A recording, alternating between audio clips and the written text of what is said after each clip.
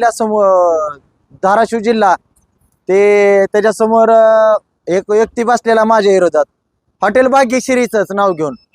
दुसरं धाराशिव जिल्ह्यामध्ये त्याला बकरे कापणारा कोणच दिसलेला नाही फक्त हॉटेल भाग्यश्री दिसलेले मग ते का बाबा आमची तुझी दुश्मनी काय आता बकरे म्हणजे कापायचं हे नाही का आज सगळे धाराशिव जिल्ह्यात रोज 200 बकरे कापतात मग आम्हीच कशावरनं बकरे कापतो म्हणून आमच्या विरोधात का म्हणजे ह्याचं एक म्हणणं आहे की हॉटेल बंद झालं पाहिजे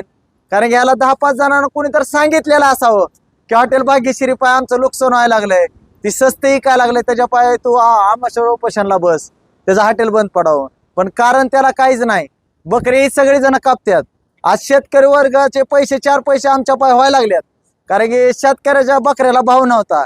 10,000-8,000 रुपयाला बकरं जातं तर आज 12,000-13,000 रुपयाला जाते शेतकऱ्याचं जाते मग बकरे कापून द्यायच्या नाही तर शेतकऱ्याला बकरी विकवायला आणायच नाही पाहिजेत बाजारात आणि जे आज हॉटेलवाले बकरे कापतात त्यांना एकाला बी कापून देऊ नका ना तुम्ही सगळ्यांच्या नावाचं नोटीस लावा आज कितीतरी हॉटेल नामची नाहीत त्यांचे बी हॉटेलचं नाव टाका ना तुम्ही तिथं